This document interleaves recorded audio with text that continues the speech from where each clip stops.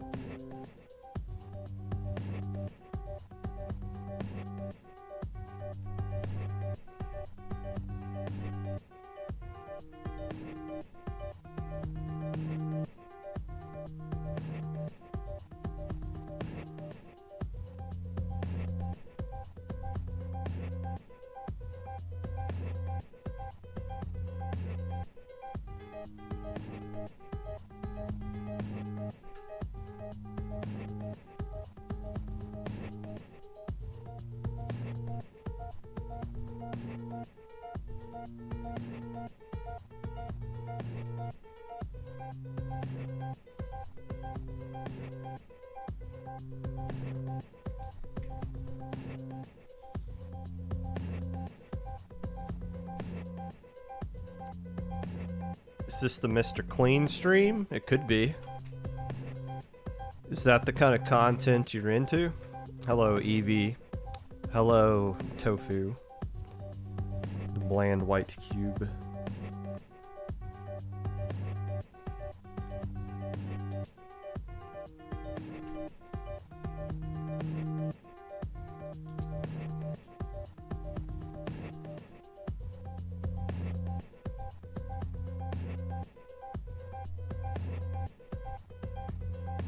We can do some cleaning stuff on the Popcast today.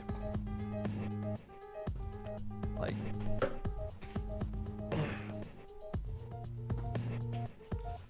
maybe how I've cleaned out my water and I need to get more. BRB.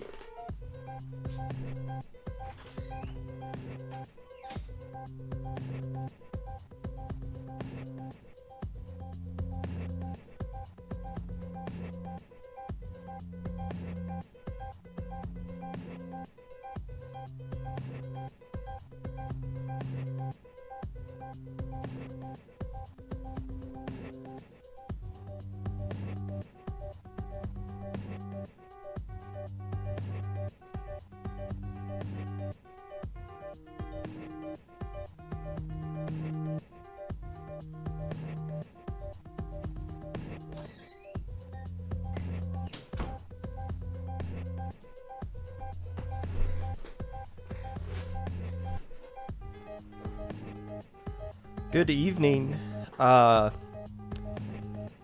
It's afternoon. It's not even 6 o'clock yet. It's not 1 in the morning. You might want to get your, I'm going to check your clock there. Clock's probably incorrect. Mine is. It's currently 5:54.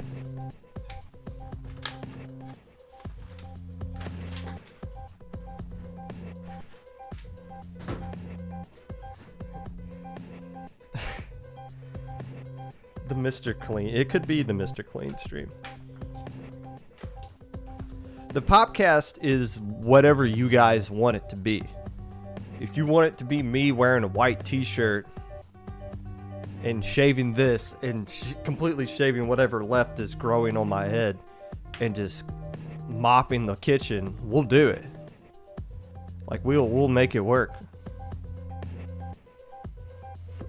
Breakfast. Hey, my wife is playing with you guys. About an hour, I hear. She's totes excited about that. Unless she's not.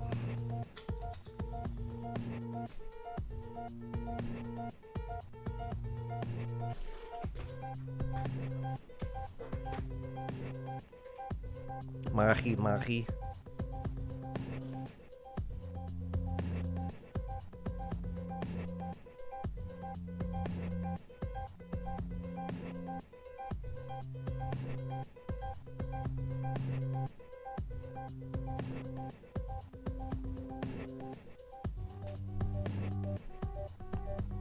IRL stuff.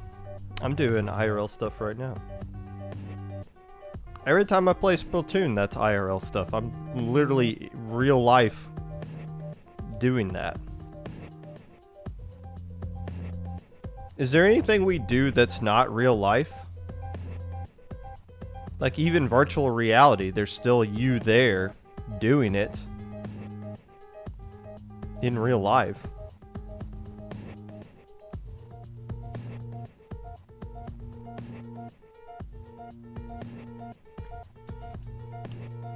Yeah, I got IRL stuff today. Oh, what's your IRL stuff while I'm playing a video game? It's technically true.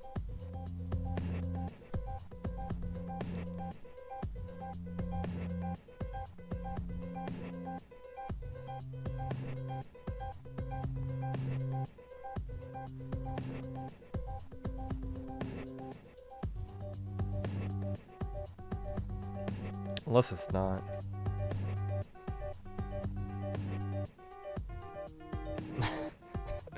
Miss Popgun and I are win trading. Well, okay, so the guy on the other team, like the Elier on the other team, DC during the load up thing. So we insta won that game. In fact, the other team just stopped it. We did a drip pick. I've never done a drip pick in solo queue before. But all 7 players left just stopped. And we just stood on the what's it called? Jigsaw of Black Belly. We just stood there and took a pick. That was really weird. And yet here we are. Got like 17 points for that.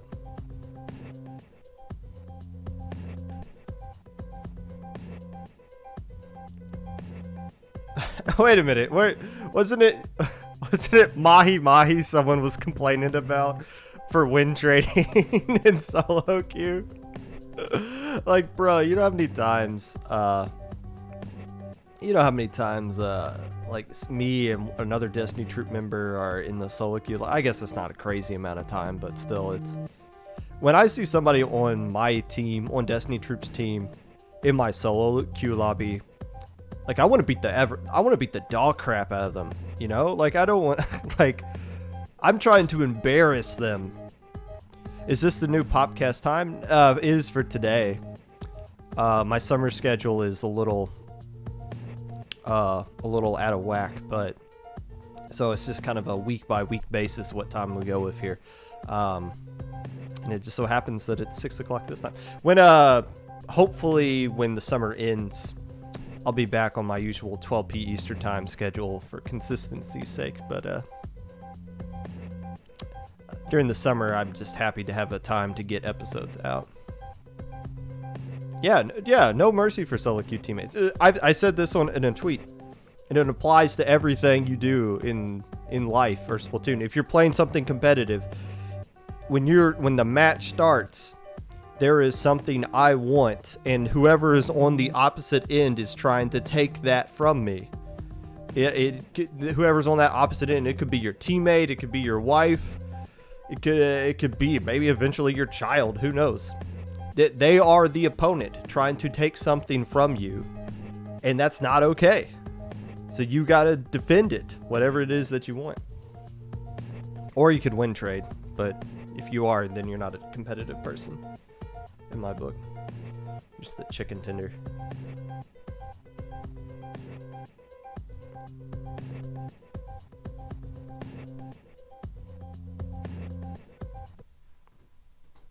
Unless you're not.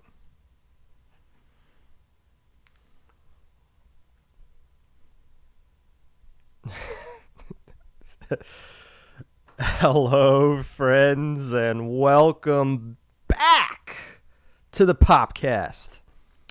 Whenever you're listening to this, whether it be live or VOD, Twitch or YouTube, or Spotify, while you're still shooting off fireworks despite the 4th of July weekend being over, waiting for a halfway decent solo queue rotation to pop up, which seems doggone near impossible this month, making memes comparing low ink to The Price is Right, whatever it is that you're doing right now, I appreciate you taking the time out of your day to listen to this, unless I don't.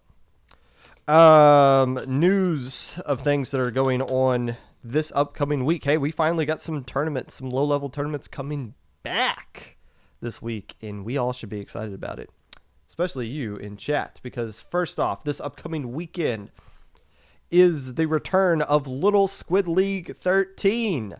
We haven't seen this tournament since when was Little Squid League 12? I feel like that was back in May. No, it was back in April. So this was it's been about 3 months since we had a Little Squid League tournament, and Little Squid League 13 is back. It's already got 25 teams registered for it. It looks like the record for teams playing in a Little Squid League was 27, which was set in Little Squid League 12. So should be a record-breaking weekend for the Little Squid League organization.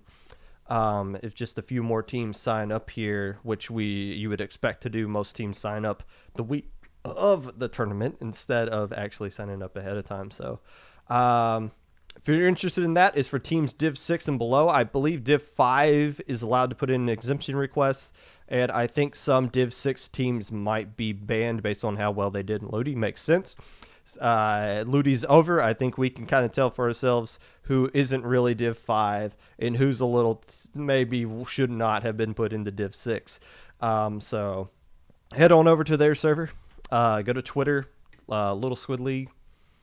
Join the Discord. Get some more information about that. Sign up. Put an exemption request. Do whatever. Make sure you do it today and not wait to the last minute. I don't have a dog in the fight. I'm not associated with Little Squid League at all.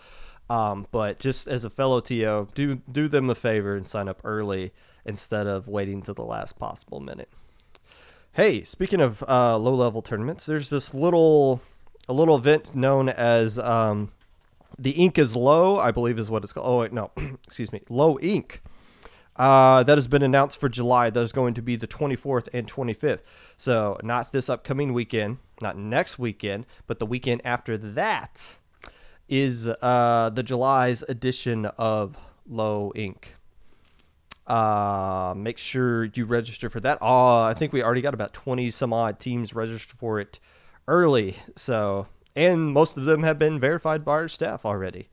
So which is nice. It's good to have an event that's going on 3 weeks from now already have some work put into it by our lovely and talented staff that we have over at IPL's Low Ink section. New thing introduced this month is counter picks for Sunday.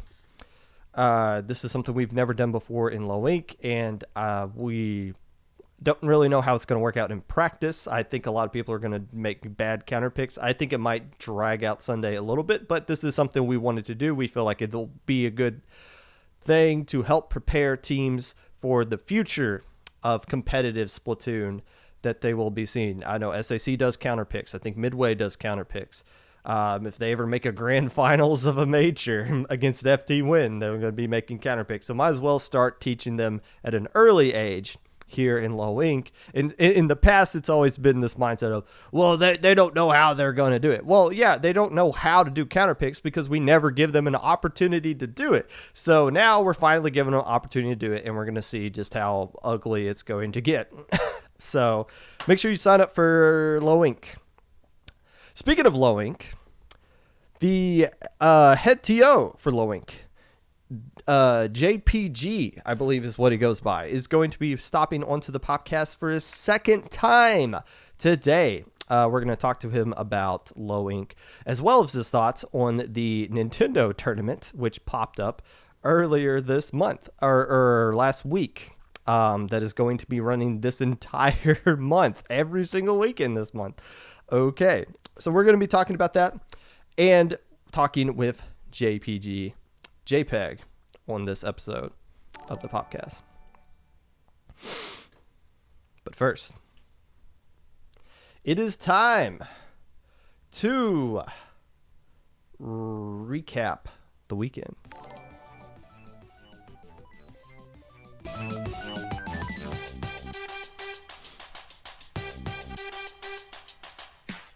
And that's actually going to be the delay to wipe and getting so many more clams in. 17 and counting. Oh my goodness. 5, and that is Oh my goodness. Release the Kraken.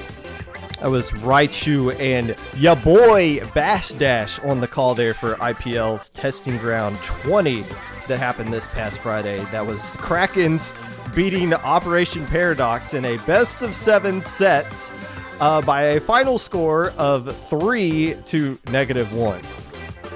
What? What? Okay. So let me kind of explain this. So it's a best of 7 set.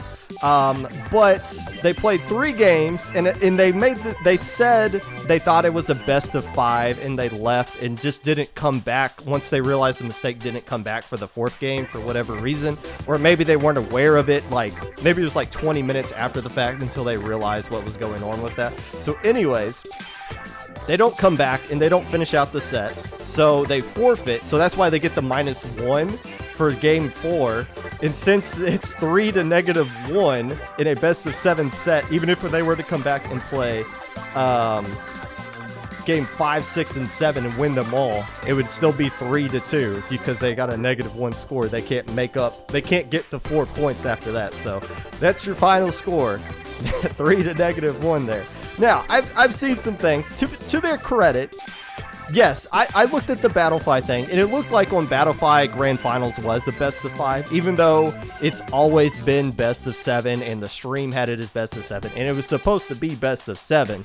I think it was just entered incorrectly as best of 5. So it's an easy fix. So when they make the excuse that they knew that they thought it was best of 5, I'm willing to buy that. And I'm not trying to go into any lag issue. Yes, I've seen a lot of talk about the lag, and there is, of course, going to be some latency. Krakens are an Australian team. Operation Paradox, North American team. There's going to be lag on both sides. That is unavoidable. It has nothing to do with the fact of who's got Ethernet or whatnot. It's the fact that they're literally as far apart as you can possibly be, except if we were ever play somebody on the planet Mars in a Splatoon tournament, I would assume. But I'll just say this. I'm not going to get into an argument of lag or anything like that. Let me just say this. I grew up playing StarCraft, BattleNet, back in the dial-up internet era, right? Like, you guys think lag is your ally. I was born into it, molded by it. I didn't see high-speed internet until I was already a man, and by then it was nothing but blinding. The team that took 3rd place, BVSL, which is the pickup team. That was the acronym for all the players on that team. And the team that took 4th place was the Deep Fried Octolings, taking 4th place in that tournament. How about that? Team wins Low Ink, and then 5 days later flexes in a Testing Ground tournament. It did beat some notable teams, including a Div 2 team called License to Krill. That is a heck of a win for the Deep Fried Octolings as they take 4th place overall in this tournament. Hats off to you guys. I thought we probably forgot to send them the memo. They're supposed to disband after winning Low Ink, not go on and actually improve and get better. So that's a failure on Low Ink's part. We're going to get our staff in there and try to fix that. Another tournament that happened this past weekend, the Shinex tournament. Excuse me, Shinex tournament. Shinex, sorry, I mispronounced it. My bad. Shinex tournament. Don't need to point it out. The art tourney. This one happened on Saturday, and the interesting thing about this is you were required to have one artist on your team the entire time. So I think it was just more so meant to be how do you get... I think it was just more so to try to give exposure to artists rather than to have like a full-blown tournament to improve people's ratings and something you could put on a sheet of paper and be like, hey, this is why I should be Div 3 instead of Div 5 because I did really well in this artist tournament. Regardless, there was a cash prize for it, which did bring out a lot of people. $300 total. I believe 200 went to first place, 80 to second, and then 20 to third. But there were also a lot of art prizes given out as well to a lot of different teams. The teams that won was the Savages, which was made up of Bad Savage combined with some scrub team I've never heard of, FT Win if I'm pronouncing that correctly. The team that finished in second place was Oreos. 25 teams signed up for this tournament. Pretty nice. It was a double elimination tournament that only lasted 4 hours with 25 teams. That is impressive.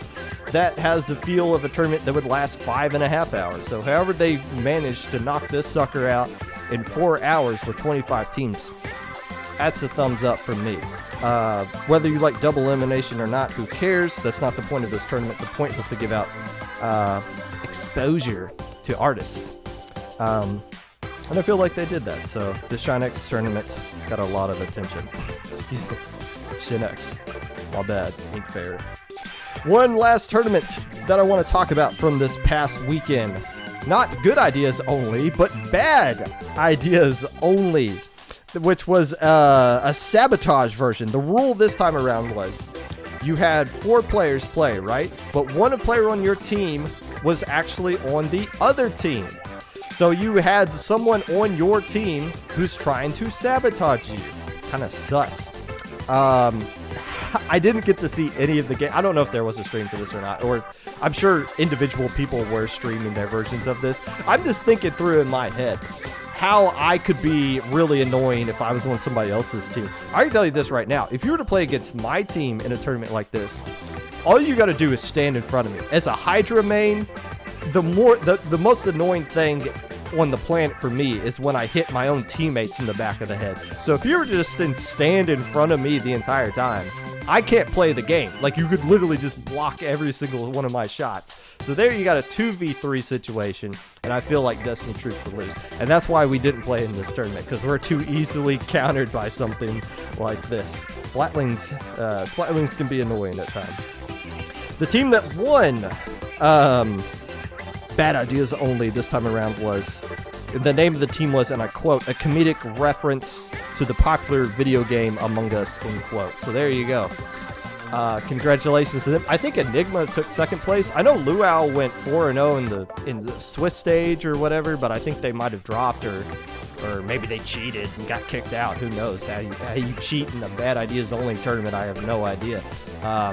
Maybe Luau's gotten somebody sabotaging their team all along. But regardless, congratulations to all the teams that played in those tournaments. And I know there were some other tournaments that happened over the course of this 4th of July weekend, and good for those people that played in all of those tournaments as well. But I can't give credit to every single thing that you guys do. And my outro ended. There it goes. It's coming back now. So there you go. Testing Grounds 20.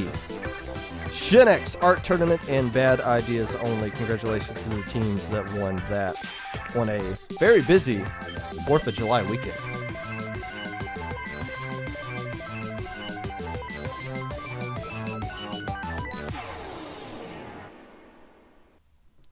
And that was this weekend's weekend recap, sponsored by SAC. Hey, SAC has a special deal going on this week. Get a special SAC burger, fries, and drink for only $5.99. Tell them Popgun sent you. Whenever they come back, that is. My mic is weird? What does that mean? Do I sound weird?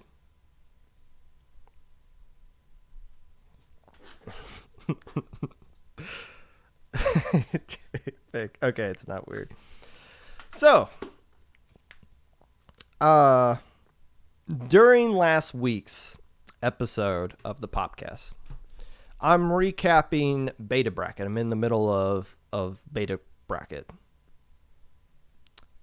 Recapping it. And then, I believe it was Danny Boy posted a tweet into my Discord server, and I don't know why I have Discord up and I'm looking at it live, but I looked at it and I was just like, what is this? And I look at it, it's a tweet from Nintendo. Hey, we're back and we're running 4 doggone tournaments in the month of July. And my initial reaction was, Whoa. Little Squidling's going on. Deep Sea Solutions has a tournament. Low Ink would like to happen at some point this weekend. How is this all going to work now that Nintendo's just moving into town and taking over everything? It was crazy. And I got to think about this. That was just my initial reaction. And it's kind of weird because I wear a lot of different hats in this community, right? Like I'm a head tournament organizer for one of the biggest tournament organizations we have in this community. I'm the captain of a competitive team that has been playing competitively for over 2.5 years, which makes us dinosaurs in the scene. Destiny Troops. I'm a commentator for several different tournaments in IPL and freelance for other things as well. What do you want to call the Popcast? You want to call me an analyst here? I feel like that's the best term to describe what we do here on the Popcast. That's a different mindset of how I approach this community versus all the other things I do. Also, I'm a husband. I don't know if that means anything, but I'm sure there are some people that look at me as a married man, which I am, but might have a different opinion on me based on the fact that I am a married man. Playing a competitive video game and talking about it once a week to idiots like you. So I got to thinking, what if I saw this tournament, not just from my initial reaction, but from all of those different perspectives, all those different hats that I wear in this community, and saw this tournament from that point of view? So let's do that right here today on the podcast, starting with how I saw this tournament just from the perspective of being a captain of a competitive team. So we got the hat here.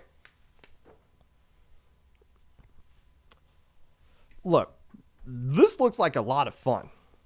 If you're not aware, it is going to be a different theme every single week. This first weekend, I believe, is Rainmaker.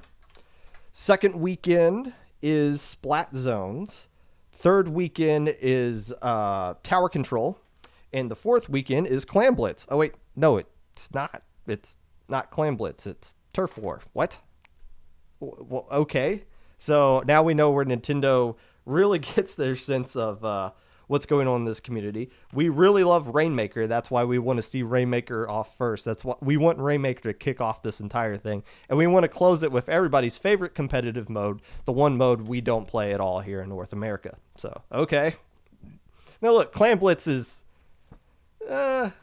Clam Blitz is what it is. I personally love Clam Blitz. Destiny Troops is kind of known for Clam Blitz. It would have been fun to play in a Clam Blitz tournament, but whatever. We'll just skip the Turf War one if it comes down to it. Actually, no, there are some people on my team that really love Turf War, so I guess we'll go with that.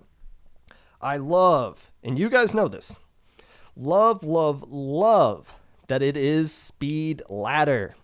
I think this is a great thing for the entire community. Now, we talked about Speed Ladder tournaments in the past, and a lot of times they don't work. And the reason is you don't get a ton of teams that sign up for it. But these Nintendo tournaments, when you get 100 gazillion teams that sign up for it, Speed Ladder works really well. Last Nintendo tournament, my team played 5 matches in the first hour. 5. It takes us 3.5 hours to get through 6 matches in Low Ink, but Speed Ladder, you could do that before you have lunch. It's so awesome what Speed Ladder is. Now, it does take a little while to get to matches that are actually at your skill level. Yes, I get that. The reason we played 5 matches in the first hour is because we played against Little Timmy and the Splats 5 matches in a row. We played against Respawn Punisher Aerosprays. We played against teams that counterpicked Moray Towers against us. So there's going to be some of that. But the good news is for all these teams, and why I think more, I don't know if it's the right idea or not, but why I personally think if more majors were to do this instead of the group stage, would bring in more low-level teams, right? And I like playing against low-level teams. I don't like playing against them in situations of group stage where they're seeded to get destroyed by us, right? Because A, I have nothing to gain by that, because I either beat them to a pulp or They hang around with us, take a game off of us, or take 2 games off of us, and then I get blasted on Twitter. We beat Destiny troops, quad on Destiny troops. And it's like, okay, there's no way I can this is a no-win situation for my team at all.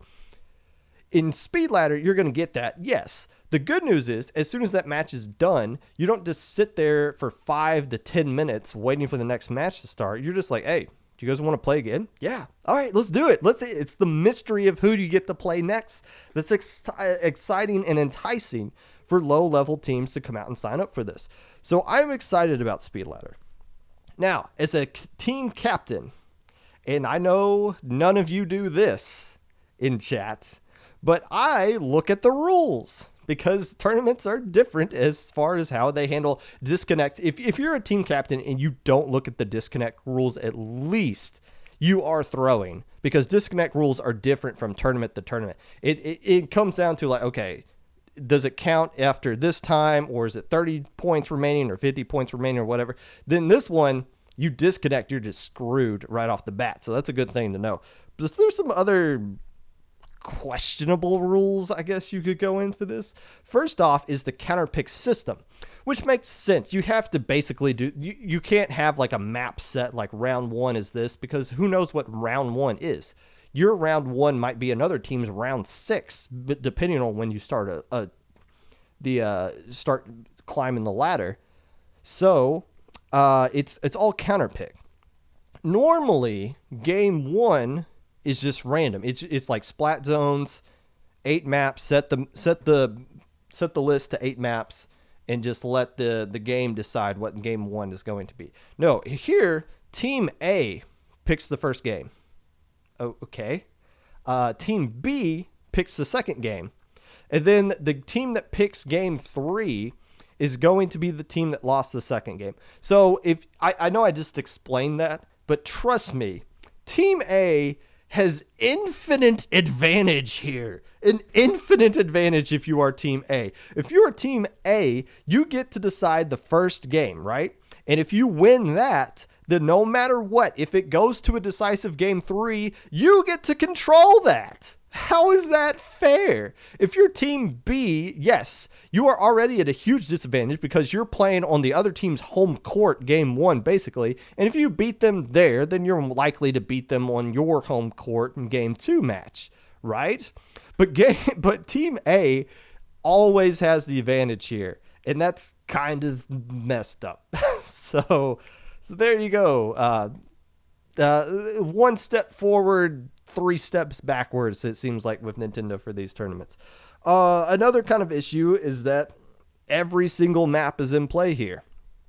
And this really sucks for the Rainmaker one, because there are some... Now, look, for Rainmaker, I get it. There's like 3 to 5 maps that are good, depending on who you ask. Maybe only 7 or 8 that are actually tournament viable, depending on who you ask for Rainmaker. The fact that all 23 maps are in play here for Rainmaker, and I get you have to have a larger pool. If you're just going to have a 1 mode only, you can't just have the same 8 maps show up for the course of the entire tournament. But all 23, bro.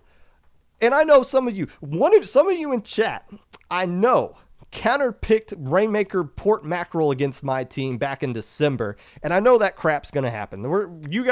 If you guys are not practicing Moray Towers Rainmaker at some point this week in your scrims, you are throwing. And you can't do that because the other team's going to DM you and be like, bro, what are you doing this, man? Well, it's just, I don't want to get cheesed by some casual team who picks this map and knows how to play it. So there you go. That's going to be weird. I hope that when you guys actually play other competitive teams, just stick to the Black Belly and Canal, and that's it. Honestly, that's it. Maybe Wahoo, but I mean, like, don't pick Piranha Pit or Port Mackerel or any of that nonsense. Maybe Manta Maria. People like Manta Maria. Anchovy, that's a good one. Yeah, Anchovy is actually a really good Rainmaker map.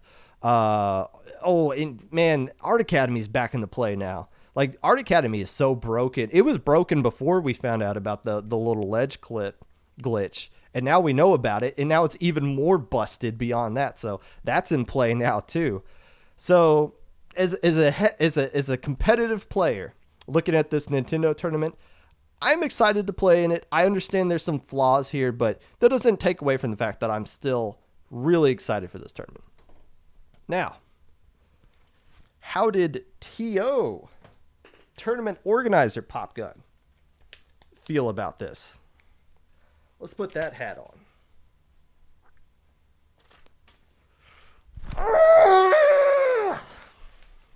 Look, Low Ink is going to be fine, right? Like Low Ink is totally fine. We can survive this. We already do. We already got 25 some odd teams signed up for Low Ink 3 weeks from now. So Low Ink is going to be fine. And I'm not mad about this as a TO for Low Ink. I'm not mad about this at all. Them taking up an entire month, the best weeks, the best date and time for an entire month, I'm not mad about it because I know even if it does result in lower numbers for Low Ink, I know that on the back end, we are going to reap the benefits of this tournament. When did Low Ink go from being like a tournament you knew about and were excited to play about to a tournament where, okay, this is the biggest thing and the best thing we have in the entire community outside of Japan? It was after those NA Opens that happened last summer. Because what these NA Open tournaments do is bring in a huge pipeline of new blood into the competitive community. In the August tournament, we are going to be verifying a ton of teams where the only thing we have to look at as far as their verification is the tournaments they played in for Nintendo. And Low Ink is going to be their first introduction to actual real competitive Splatoon.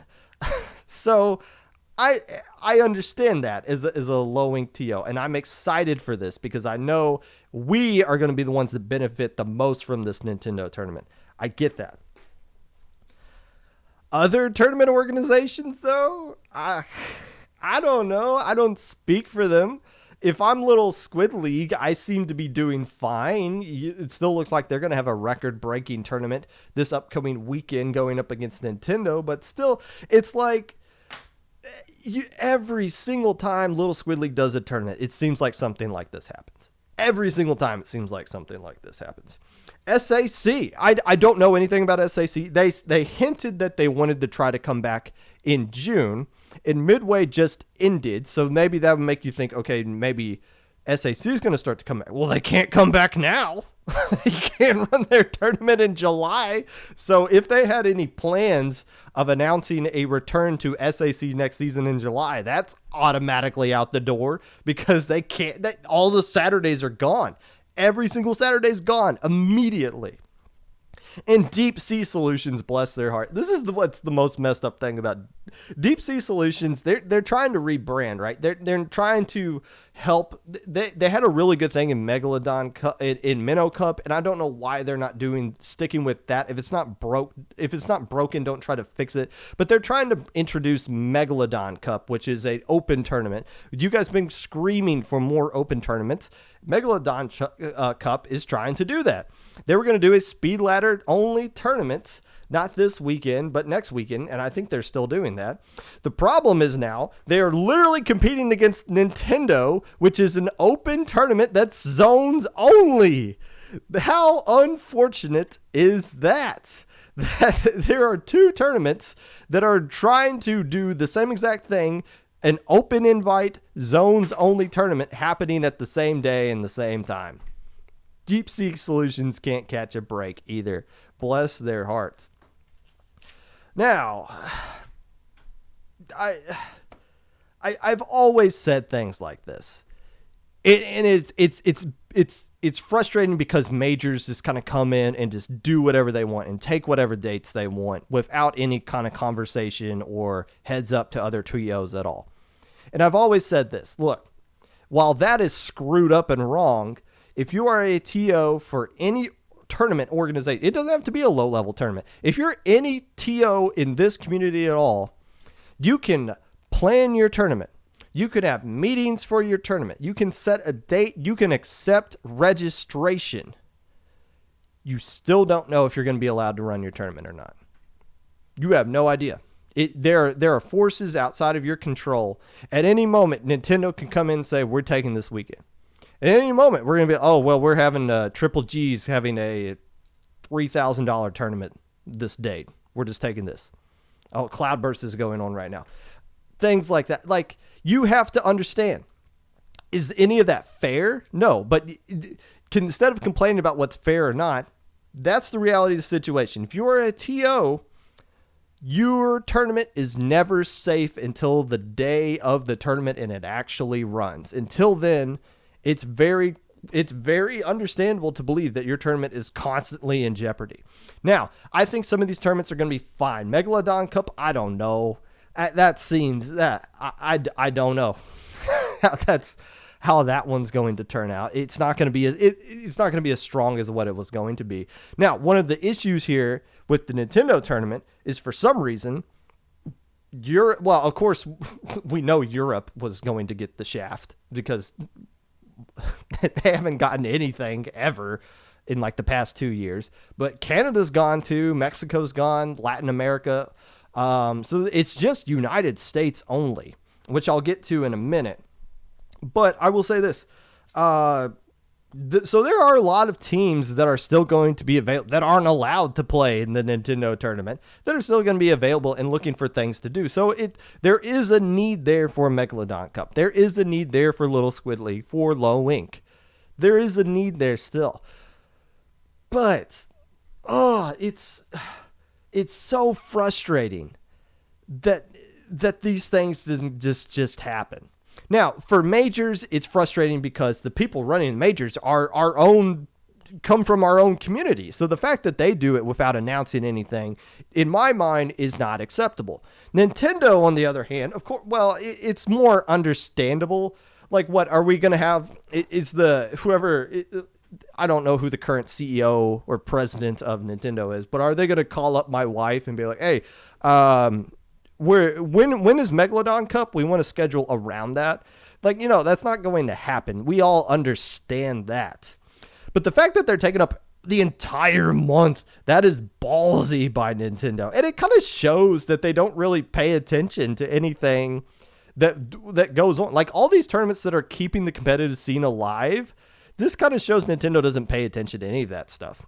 Not that I'm saying they should, to the extent of trying to plan dates around everything else, but still, that shows that they're not the most aware of what's going on in the competitive scene.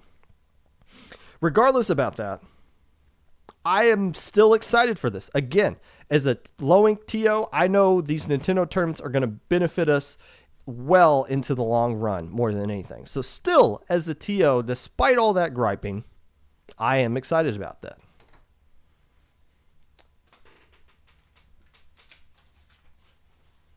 Now, Popgun, the husband. I'm just going to give you guys some quick advice. Don't get into a relationship in Splatoon. Find someone IRL, get into a relationship with them, and then bring them into Splatoon. So that way you don't know them from the community. You bring them into the community. That's how I hope. That's how I got it done. Pro tip. Also, my wife has a really nice butt. Just want to throw that out there. Now, how does Popgun, the Popcast host and analyst, view this? I am amazed that this is even... This is the stupidest bit I've ever done. I'm amazed that this event is even going on at all.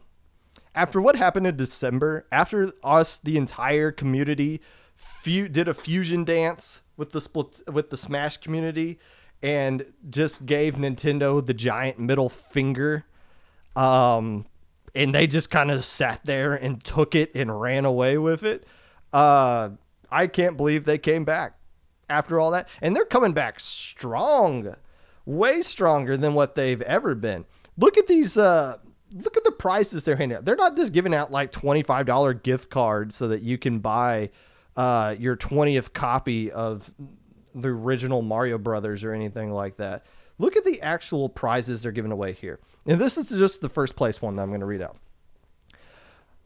You will receive a gaming chair, Splatoon 2 Splatter Ladder Trophy, Splatoon 2 jacket, gaming headset, 10,000 My Nintendo Gold points, a backpack, and a Splatoon 2 pin set, and Nintendo versus lanyard. I believe the total prize, if you pull up the actual rules here, I believe it calculates the prizes of all this stuff together, and the value is like $25,000, something like that. Whoa! Now they can't just give out money. I understand that, but the value of all these things here, this is some pretty significant stuff that they're giving away. This is actual prizes that they're giving away for their tournament here, which is awesome to see.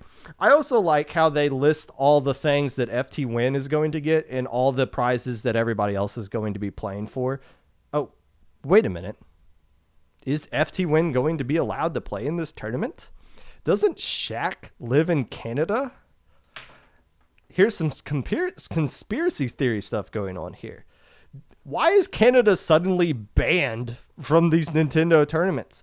Could it be that Nintendo is so fed up with them winning not every single tournament, every single match, every single game that they play in these Nintendo tournaments, that they gerrymandered their tournament to just cut out Canada and get rid of Shaq so that FT Win's playing at like 75% or something like that? I wonder.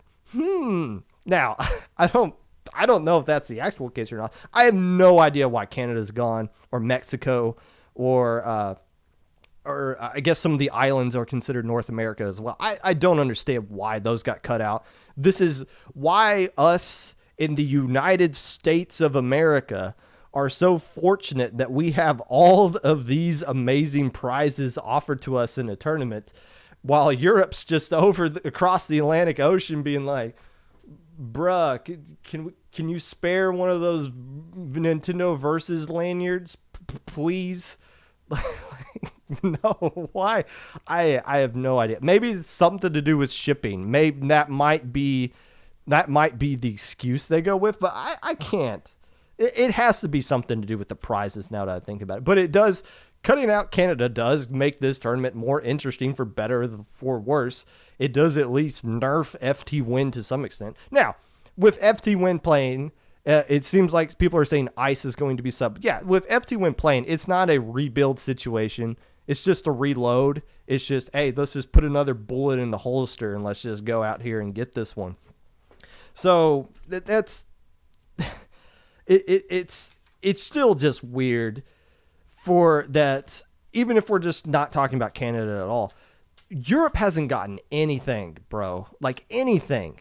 I can't think of when the last Europe tournament was. It was probably back when the winner got to play, when they had like all four regions playing in that grand finals. FT Win, EU, the EU team, believe Lime Soda was the Australian team, and they had the GG boys, who for some reason got to play Splat Zones 2 games in a row, and I swear that's the only reason they were able to beat FT Win in the middle of that set. That was so screwed up. Regardless, Europe's getting screwed over here consistently, and I'm sorry. I know like 25, I look at the stats, like 25% of my live audience is EU, and I love you guys, but Nintendo doesn't, for whatever reason. Is there going to be any protests this time around? I don't think so. I think we got over the Smash stuff. I'm amazed. Again, I'm amazed it came back. But the fact that it's coming back in the middle of June or July in 4 tournaments in a row, I wonder if this is just more of like an apology, kind of like, hey, we're sorry how things happened. We were butthurt about it, and that's why we didn't come over to like dinner in Valentine's Day or St. Patrick's or anything like that. But we talked, and we feel good now, and now we're trying to come back. And here's 4 tournaments. Here's all the tournaments you would have got in like January and March. Like, here they all are right here. Please take us back, kind of thing. It's weird. It's really weird. But here we are. We have Nintendo back again. I'm happy to have Nintendo back. Is the story here going to be FT win, 75% of FT win versus Starburst in the grand finals. No, I don't care. I don't care which one of those two teams wins in a Rainmaker only grand finals or a Turf War only grand finals. The Splat Zone's one we'll keep an eye on, but I don't care which one of those teams actually wins these mode specific tournaments. Here is what I care about, and I've said this several times, and this is what we should all care about. This tournament is going to bring new blood to the competitive community. That was the biggest benefit of these North American tournaments. And if I could take off all my hats right here and just talk to you guys as a normal human being, you should be excited for these Nintendo tournaments coming back. I don't think there's going to be any more protests. I don't think somebody's going to try to come in and hijack the grand finals of any of these tournaments. We don't need any of that anymore. Message sent. They got the message. We're moving forward, all of us together. Let's be excited these tournaments are coming back. But this is a Walmart versus your local store kind of thing. Don't forget to shop local, play in your local tournaments. Going to Walmart's fine. But if you don't want major corporations running everything, don't forget about Little Squid League. Don't forget about Deep Sea Solutions. And if you're in Europe and you wanna make some noise, show up and show out in some of these tournaments this weekend that you are allowed to play in. And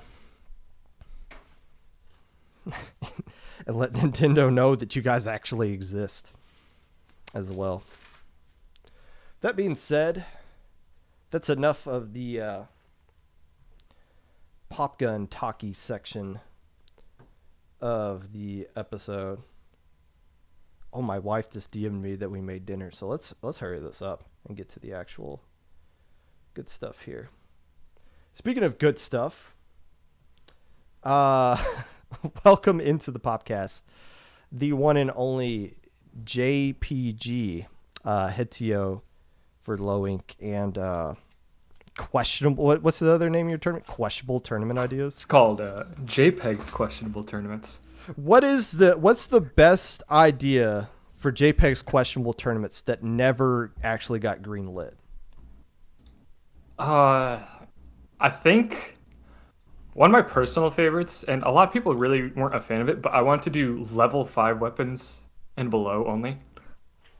So you could only use the weapons you had at like the very start of the game. So that's junior, that's vanilla, like junior, splatter shot. It's like splatter shot, charger, roller. It's just like the base versions of all the basic. So weapons. it's basically like the test fire weapons is what you're going with there. You could do a decent comp with that charger. That's the Stingray one, I'm assuming. So charger, junior, and then just a vanilla splatter shot. Maybe not a roller. I'd probably do double vanilla splatter shot there. But okay. Well, yeah, that's very questionable, JPEG.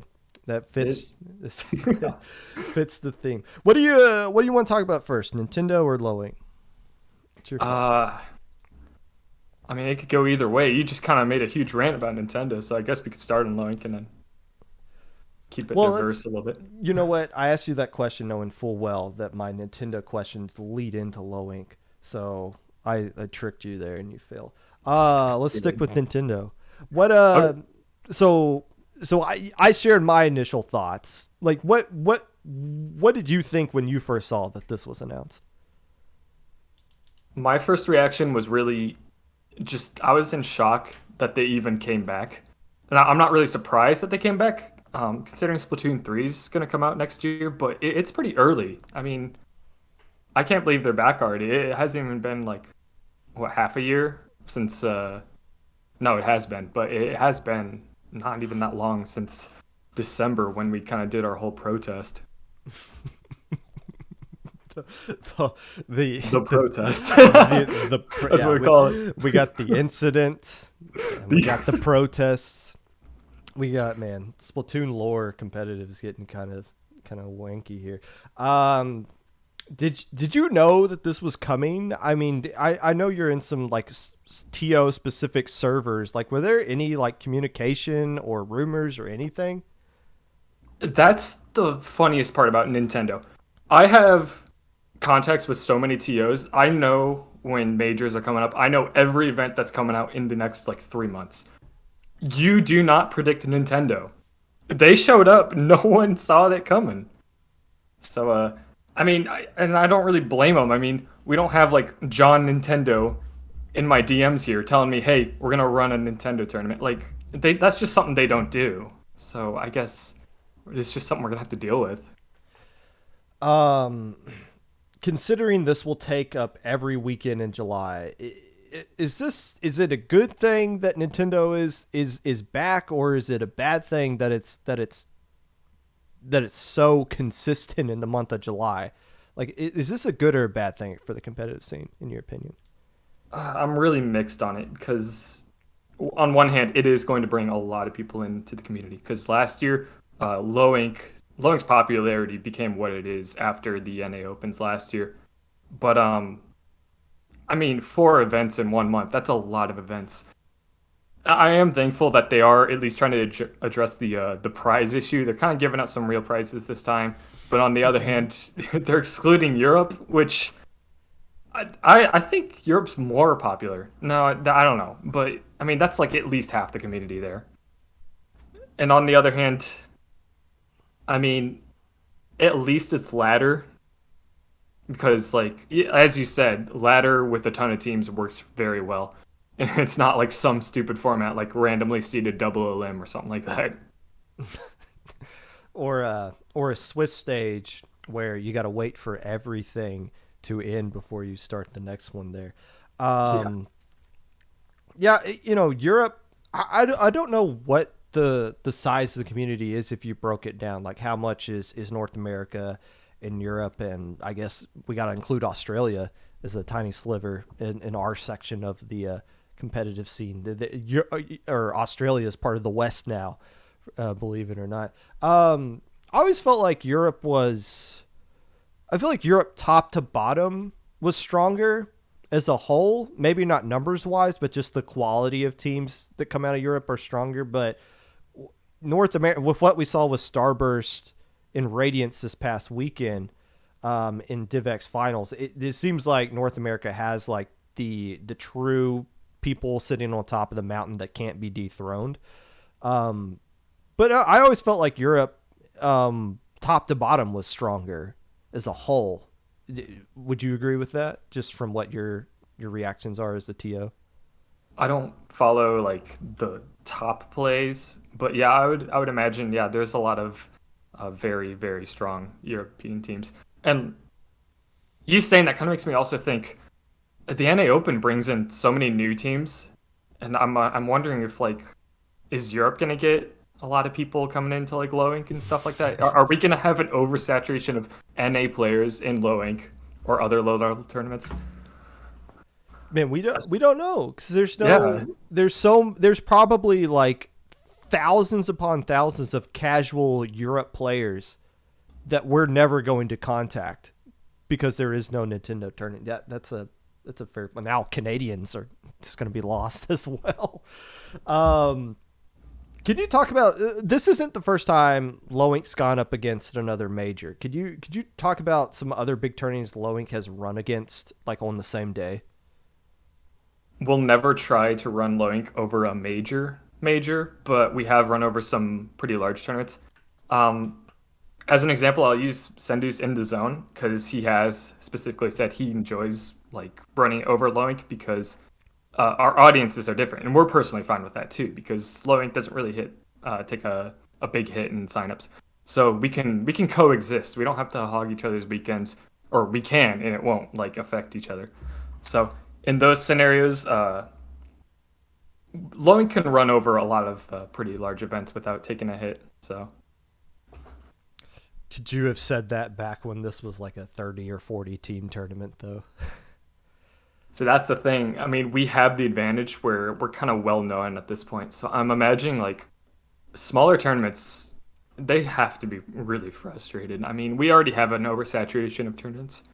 I mean, I was thinking about this. This is like the second coming of Ludi, where like every team's just going to be busy with this other event. Yeah, and I'm kind of assuming there is going to be burnout at some point with this Nintendo thing. Like every single weekend you have basically a 1-day major. Like that gets old kind of quick. So yeah, this happening just at the tail end of Ludi. What if this was going on during Ludi? I bet you Nintendo was at least aware of Ludi, because if this happened the same time as Ludi, this whole community scene would just die instantly, just from overstimulation at that point. Transitioning, we mentioned, now that I mentioned from low ink, you can see the cool transition I got here into the low ink stuff. What were your thoughts on last month's grand finals between Deep Fried Octolings and Sirius? I don't want to reveal too much because I don't want to like point any fingers at someone or anyone in particular. But as someone who kind of knows what's going on in Battlefight chats and behind the scenes, it could have been so much worse. And I'm thankful that it wasn't a total disaster, because we could have had another incident. But some things changed, and we were able to get the grand finals that we did, which wasn't ideal, but at least we had a good grand finals. A pretty exciting end, in my opinion. It was a shame that there were so many disconnects, but I mean, what can you do? We can't fix it. The players can't fix it. We're just gonna have to hope that it doesn't happen again. You've been subject to many rants, I believe, from Jordan about like speed tests and things like that. Could you explain why there is a rule that, like, we don't, you can complain about lag, and we've overturned some things before, but why, to some people that complain about lag and like, well, why aren't you doing anything about this? Could you, as a TO, explain why most of the time nothing gets done about lag in like in a tournament? Yeah, I'm glad you actually brought this up, because for those who don't know, Jordan from Ink TV is a veteran Splatoon TO, and he sometimes pops in and out of the IPL server to give us some wise wisdom. He's like a cranky old man in the community at this point. But the number one rule to Jordan is do not speed test. If you are speed testing, you are wasting everyone's time. Speed tests do not work in Splatoon. Your internet could be so fast and you could still have internet problems. So, I mean, just don't even put a speed test in the help desk. Don't even waste anyone's time. You're just going to make the TOs angry. And it's also a great way to accidentally leak your IP address. So just don't haphazardly send screenshots of speed tests. You're going to get doxxed. What about the March incident? One of the more well-known. I mean, that was something that wasn't just like a low-ink thing. Like that took over the Splatoon competitive news cycle for like a couple of days. Could you walk us through how the March incident unfolded in the staff VC that you were in? Oh my gosh, that was a long time ago at this point. It's just one of those things where I've been TOing low ink, which is a big tournament, for so long now. Like, you think you know any scenario that could happen, and then this shows up, and there's just mass panic. No one knows what to do. So I'm sorry to say, I actually can't say what happened in the staff VC, because I actually moved into my own VC with the other low ink heads, because there just comes a point. This is what differentiates a head from a normal staff member in scenarios like this, where instead of having a group of 10 people, we typically have about 10 people in staff VC. Instead of having 10 people panicking, we can condense it down to 3 people panicking, and that's how we kind of came to our conclusion of what happened. But wow, it was bad. It was hilarious looking back, but in the moment it was bad. Oh yeah, I mean, when Magic and I were commentating this, like, my entire thought process was, oh, this is bad. This team just dropped from grand finals, and we got 300 people watching this live. But then as we brought in Red Sun, in the back of my head I was thinking like, oh, this is great. This is like great television that we're putting on. Like, this is beyond entertaining for everyone that we're putting on here. Are you proud of what happened in March? Like, do you see it as like a true highlight of low ink, or is it just more something like, wow, I'm just glad we got through that and that we're moving on? It's a bit of both because I mean it kind of just reveals what our priorities are. Because obviously we had a ton of viewers on the streams, so we didn't want to like just drop the teams or drop the stream. We wanted to keep the stream going. We wanted to give people a grand finals to view. But after grand finals, we were kind of faced with the question like who won low ink, who got second place, who got third place. It was kind of a mess logistically. We didn't really think it through. So I mean, I'm glad all three teams involved were satisfied with how it ended. So I'm glad it at least ended that way. The Dragons should just be satisfied they get any kind of recognition at all. I would if the Dragons weren't satisfied with how that ended, I couldn't care less. So I'm glad you said they're pleased with that. This month, getting to the future of low ink, we're introducing counter picks. How do you think this is going to go? I hope it goes well because we have some new staff members, Bowen from Latin America and Hammer from Germany, and a couple of others.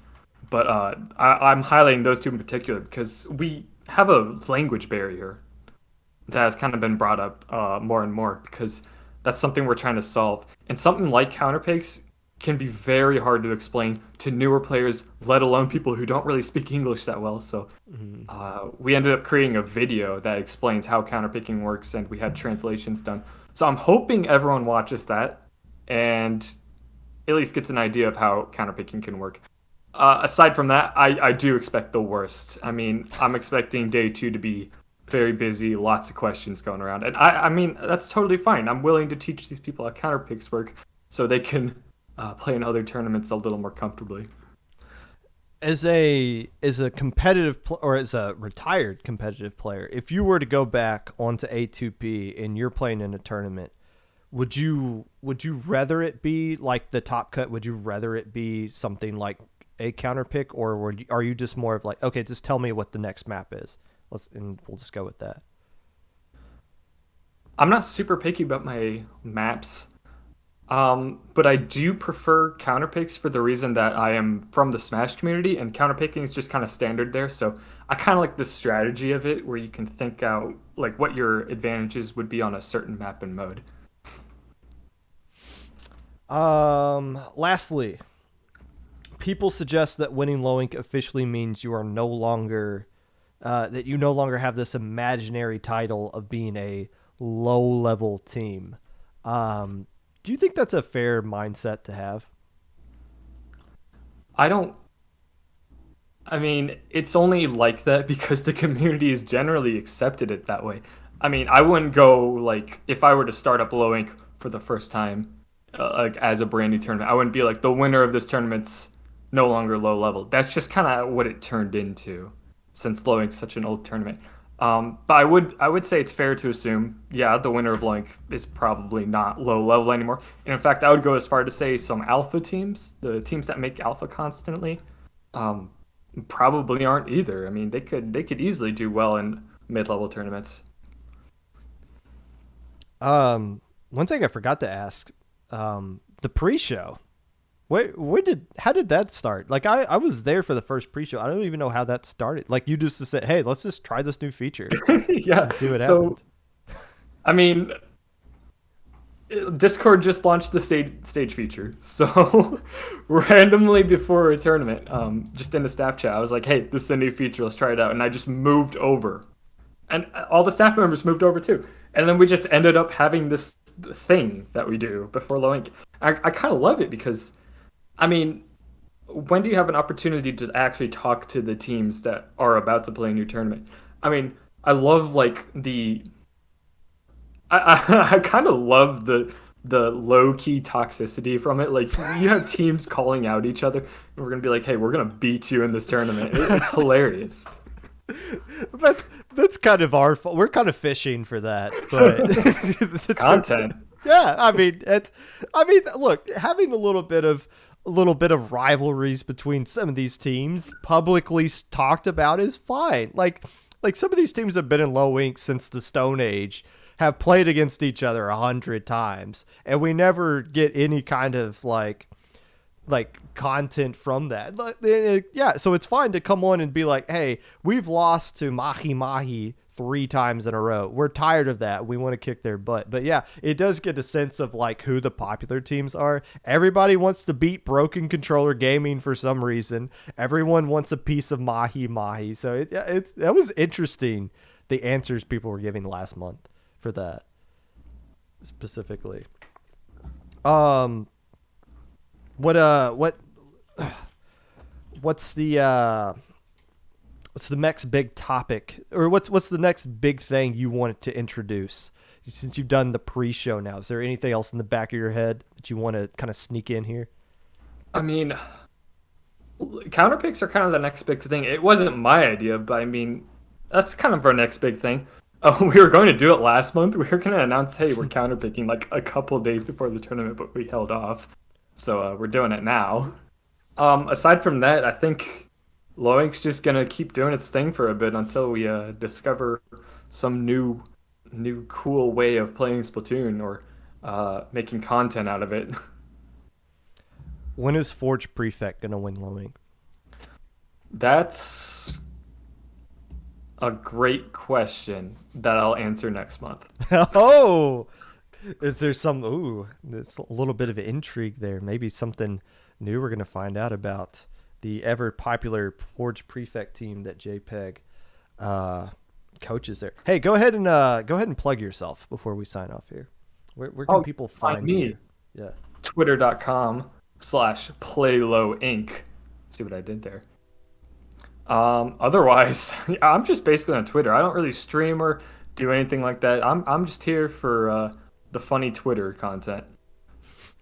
What's one more question? What's your favorite Low Ink meme that's been made on Twitter so far? I know you know what I'm talking about. There's been so many. What's your favorite? Yeah, you know my answer is gonna be the Wiggly Phantoms.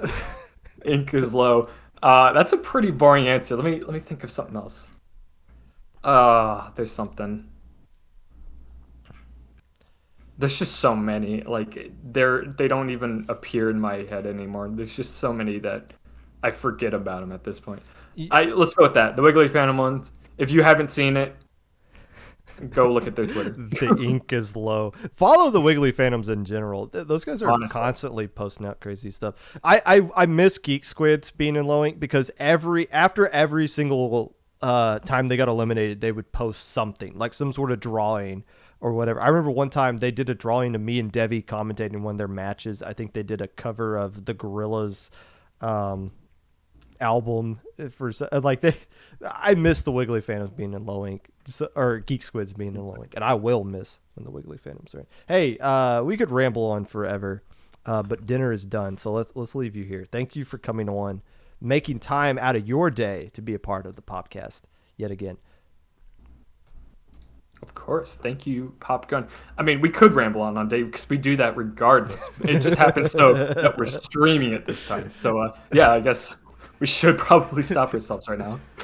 That was JPEG, head TO for Low Ink, coming back on to the Popcast. Hey, I don't know how many TOs I've had on the Popcast now at this point, but I'm glad that we're getting so many different perspectives on. We've had SAC on. I've had 2 different Ludi staff members on. Obviously, Low Ink. Midway, Echo was on. Echo wasn't on talking about Midway specifically, but still represents kind of Midway to some extent there. So it's good to bring on a lot of these different TOs so that you guys can get a sense. Of course, my wife, my wife from Minnow Cup was on live in studio to the Popcast. So we've gotten a lot of different perspectives from important people in this community here, and I'm kind of proud of that on the Popcast. Regardless, that's going to do it for today's episode. Next week, we are going to be recapping Little Squid League and maybe talking about the Rainmaker tournaments that's going to be happening this upcoming weekend as well. So let's go. Oh, Blues. The cool thing about streaming this late is that you get you get to different people to raid other than just fish every single time. If you'd like to be a part of the Popcast in any way, reach out to my socials below. Twitter, Mr_Popgun, Discord, Popgun, #5882, YouTube, 25Popgun, Twitch, Popgun25, Anchor.fm/Popgun. It is not 2 a.m. Ginger Alice is lying. It is actually 6:05 p.m. Get vaccinated, people. It's important.